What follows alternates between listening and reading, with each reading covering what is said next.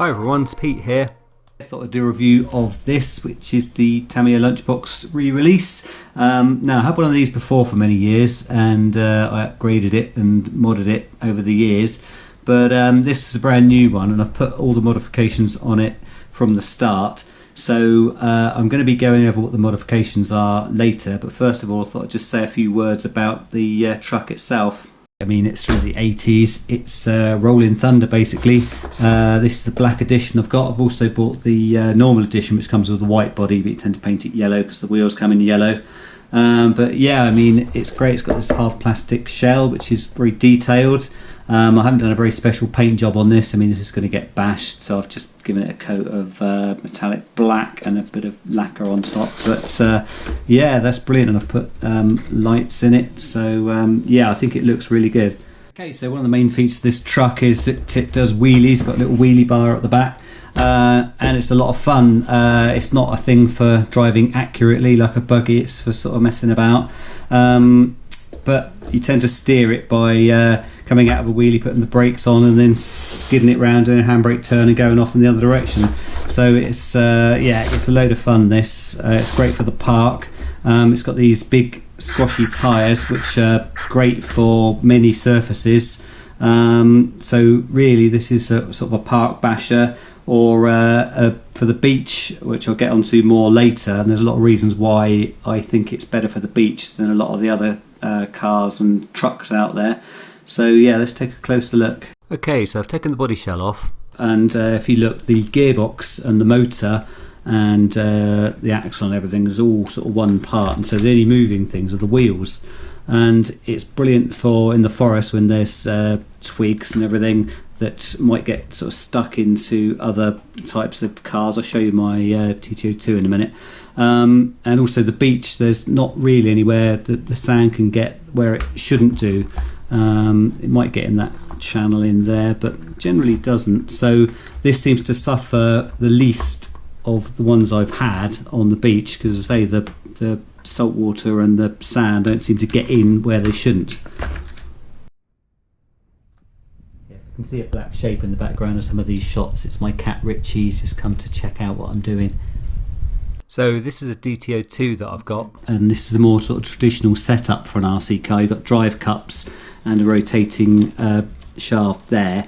And what tends to happen is in the forest you get sort of sticks stuck in there and get jammed up, and on the beach you can get sand sort of in the drive cups and everything, and it's more likely to get sort of sand in there where that drive cup joins the gearbox. So yeah, with the Lunchbox you don't sort of have that kind of problem because it's all kind of one unit, although I would say this setup has got much better handling. But say if you want a basher for the park or the beach, then the Lunchbox is better, I would say.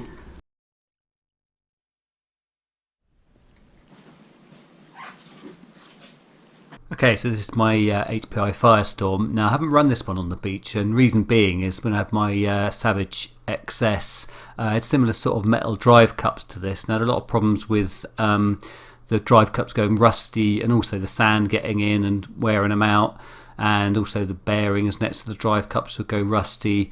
So generally, although these things are good fun on the beach, you tend not to, because you end up regretting it. So again, with the Lunchbox you don't seem to have these problems. Okay, the tyres on this I think suit it very well, because there's enough surface area on them that they don't wear out very quickly on road like a spiked one might do. They're also good off-road, because when you're off-road you've got most of the weight on the back wheels and they sort of dig in, and you can then sort of throw it forward and spin it round. Yeah, so they do suit it very well, which is good, because you are sort of stuck with the Tamiya wheels unless you do some modifications because of the way the hubs are.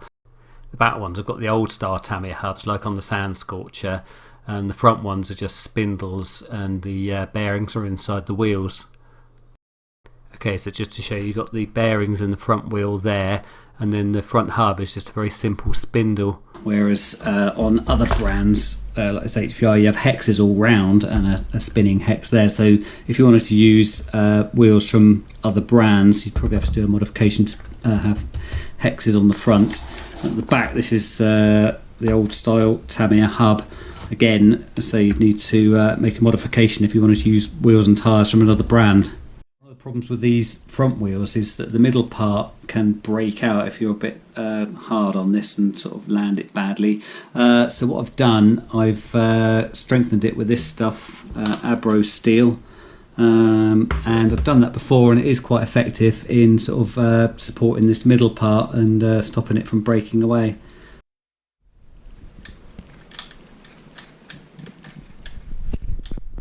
Okay, so it's definitely one for the beach or the park, this one, and for messing about. You can do jumps with this, but just sort of be careful where it's going to land. Obviously with a hard body, you don't want to be landing it upside down on concrete too much. If you want one to do enormous jumps at a skate park or whatever, then probably look elsewhere, like that HPI Firestorm I was showing you. So yeah, this is for, say, park and messing around. If you want a big serious one, then probably look elsewhere. But if you want something to build that's fun and looks cool, then yeah, I definitely recommend this. It's a great little car. I'm going to be doing some more videos about the modifications that I did to this one, but I'll just quickly show you the things that I've done. So first of all, I've put lights on it, on the front and the back. I've done a modification so it can take this little shorty LiPo battery, and I think it's a bit more discreet than the standard one that comes with it. I'll just show you what that looks like. So it's much more visible, so it pokes out the sides like that, but say obviously hasn't got the associated dangers of LiPo batteries setting fire to your house. So anyway, that's how it would look if you just use your standard pack. Okay, so I've put on Tamiya oil-filled shocks front and rear. Now, out of any of the kits, I'd say probably this is the one that doesn't necessarily need oil shocks, because part of the charm of it is the fact that it bounces around the place. But yeah, I have done it. Just helps keep the wheels in contact with the ground a bit more. But yeah, it's possibly not necessary. So if you want to save some money, then maybe just leave it with the standard kit springs. I've also done what's known as the 5th shock mod on this, so I'll just tell you what that is and why I've done it.